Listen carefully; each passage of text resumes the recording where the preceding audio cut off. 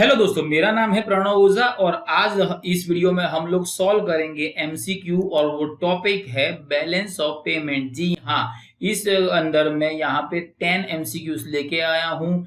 कुछ चीजें मैं इंपॉर्टेंट है जो बीच में और कुछ चीजें जो है मैं लास्ट में बताऊंगा। और अगर आपने ये वीडियो पूरा देखा तो चाइना किस तरह से मैनिपुलेट कर रहा है ट्रेड और इंडिया से सुपर पावर बनने जा रहा है, उसके बारे में भी मैं यहाँ पे बीच में या एंड में जैसे जैसे एमसीक्यू आएगा ऐसे ऐसे मैं बोलता जाऊंगा। तो चलो दोस्तों, बिना देर किए शुरू करते हैं। सबसे पहले यहाँ पे लिखा हुआ है dash is the systematic record of all the economic transaction between one country and rest of the wood नहीं है, रेस्ट ऑफ द वर्ल्ड लिखा हुआ है। तो भैया अब इसके अंदर ऑप्शंस कौन से आएंगे कि भाई systematic record of all transaction, balance of trade.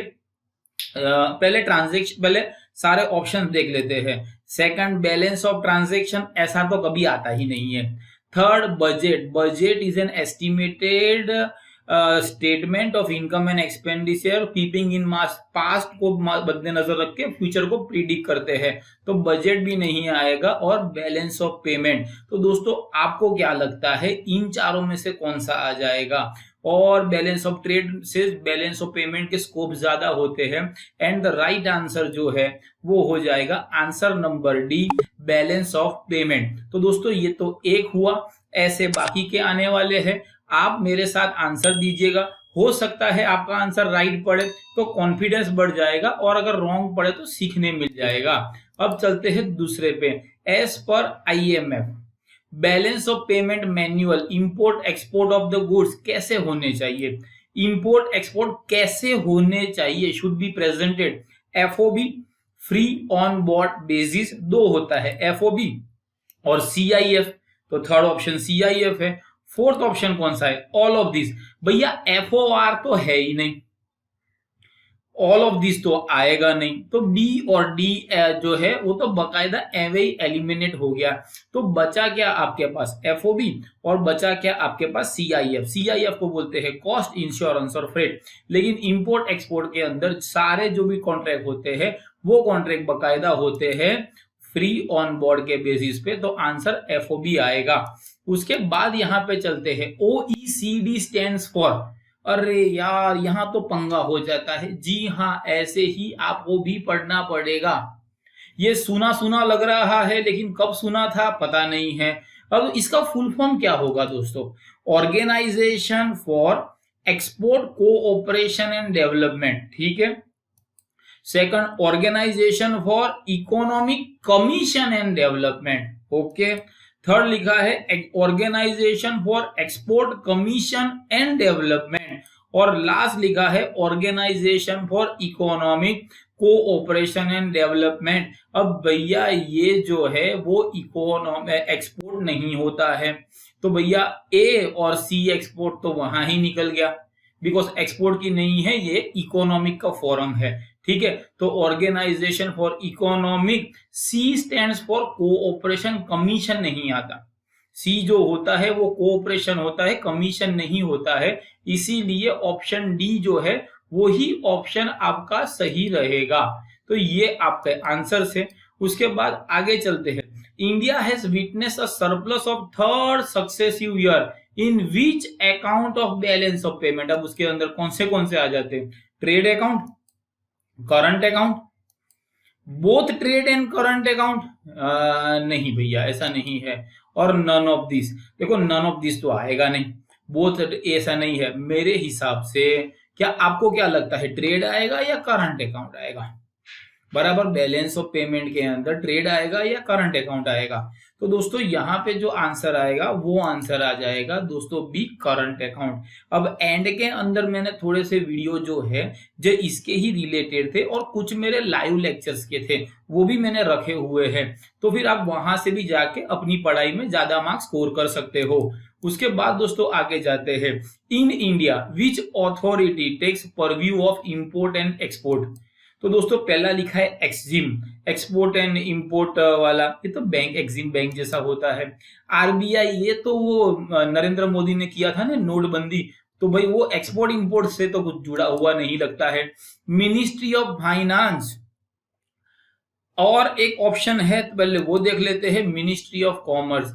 अब इंपोर्ट एक्सपोर्ट है तो कौन सा आ जाएगा, एग्जिम ना, आरबीआई ना, बचा दो मिनिस्ट्री, एक तो है फाइनेंस का और दूसरा आ जाएगा कॉमर्स का। तो आप बोलो दोस्तों कौन सा आंसर आ जाएगा, आंसर है आंसर नंबर डी, और ये है क्वेश्चन नंबर 5। तो दोस्तों यहां तक हमारा आधा वीडियो हो चुका है, और फिर बढ़ते हैं डिवैल्यूएशन। डीमोनेटाइजेशन तो पहले सिखाना पड़ता था, लेकिन नरेंद्र मोदी के आ जाने से वो तो पता चल गया है। डिवैल्यूएशन से मैंने जो बीच में बोला था, बीच में मैं आपको कुछ सिखाऊंगा। चाइना ने मेरे हिसाब से दोस्तों, ये मैं मेरा पॉइंट ऑफ व्यू बोल रहा हूं, मैं किसी और का नहीं बोल रहा हूं, मैं इकोनॉमिक तकरीबन 20 साल 19 साल से पढ़ा रहा हूं।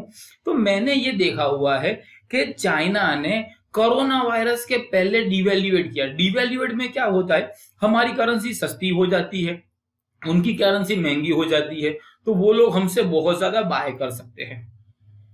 तो चाइना ने पहले डिवैल्यूएशन किया, फिर कोविड निकाला, और फिर वो एक्सपोर्ट करना चालू कर दिया, तो वो लोग सुपर पावर बन गए थे। तो डिवैल्यूएशन का मतलब क्या हो जाता है, खुद की करेंसी को कम कर देना। तो ऑप्शन देख लेते हैं, to reduce the value of खुद की करेंसी, होम करेंसी, ये वाला।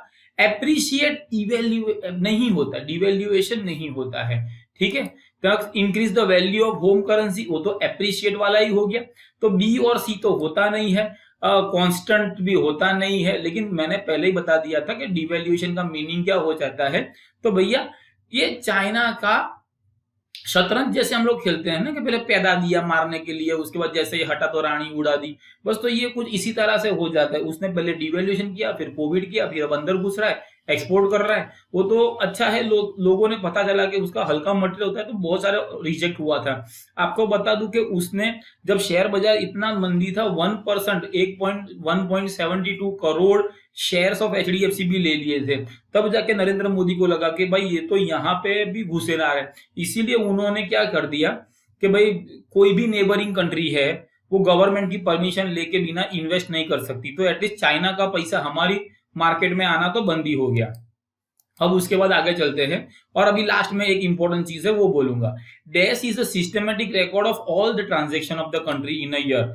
Balance of payment, balance of trade खाली गुड्स का होता है, इस पे भी एक वीडियो है जो अभी आई बटन में छोड़ दूंगा।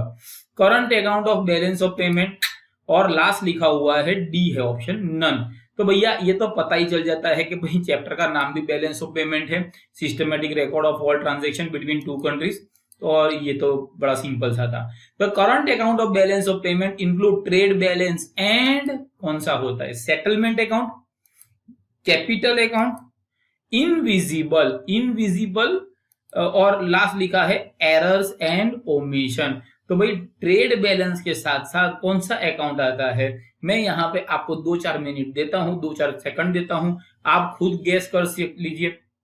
तो ट्रेड के साथ दूसरा कौन सा आ जाता है, तो ट्रेड, बैलेंस ऑफ ट्रेड मैंने बोला था छोटा है, बैलेंस ऑफ पेमेंट बड़ा होता है, बैलेंस ऑफ ट्रेड का स्कोप कम होता है, ट्रेड जो होते हैं गुड्स आ जाते हैं, और गुड्स के साथ साथ क्या आ जाएगा, सर्विसेज भी आ जाती है। इसीलिए भैया ये इनविजिबल होता है, ऐसे आपको बकायदा इसको याद रखना पड़ेगा। उसके बाद balance of payment deficit can be removed. अब ये इंडिया क्या कर सकती है चाइना को मुंह तोड़ जवाब देने के लिए, तो सबसे पहली चीज है हम हमारी करेंसी को डिवैल्यूएट करें।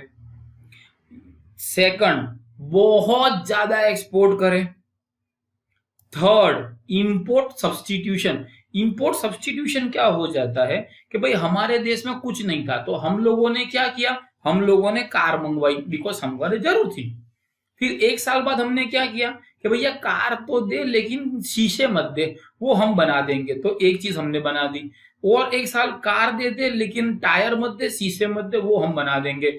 फिर वो सीट मत दे, वो हम बना देंगे। और 10 सालों में हमने बोला कि भाई हमारे पास सारा का सारा हो गया है। Import substitution is not completely import zero, लेकिन हम लोग खुद ही मैनेज करते हैं, खुद ही मैन्युफैक्चर करते हैं और सेल्फ रिलायंट हो जाते हैं, उस चीज को इंपोर्ट सब्स्टिट्यूशन बोलते हैं। तो ऑल ऑफ दिस, तो ये तीन चीजें तो आने वाली थी, वो तो मैंने बोल दिया। तो भाई ये तो एक्सप्लेन करते करते ही आंसर आ गया था, तो आंसर इसका डी है।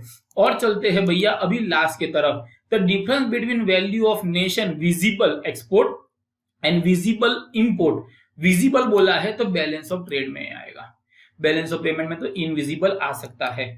बैलेंस ऑफ करंट अकाउंट है और बैलेंस ऑफ कैपिटल अकाउंट है, but obviously balance of trade आ जाएगा। ठीक है, और मैंने बोला था लास्ट में मैं कुछ इंपॉर्टेंट बोलने वाला हूं। इंपॉर्टेंट ये है कि ऐसे एमसीक्यूज के सम भी थोड़े आ सकते हैं कि इतना इंपोर्ट था, इतना एक्सपोर्ट था, दोनों को माइनस कर दिया, ये कर दिया, इतना ट्रेड था, इतना ये था, तो बैलेंस ऑफ पेमेंट कितना होगा, ऐसे भी एमसीक्यूज आ सकते हैं। तो हाथ जोड़ के विनती कर रहा हूं कि भैया ऐसा भी देख के जाना, उसमें कुछ ये नहीं है कि भाई यही आएगा या ऐसे ही आ जाएगा, बट समवॉट सिमिलर तो ये आने ही वाला है। तो दोस्तों ये था हमारा एक छोटा सा वीडियो, बाकी के वीडियो की लिंक तो लास्ट में दे देंगे। I wish you all the best for your exam. Good bye, God bless you and जय हिंद दोस्तों।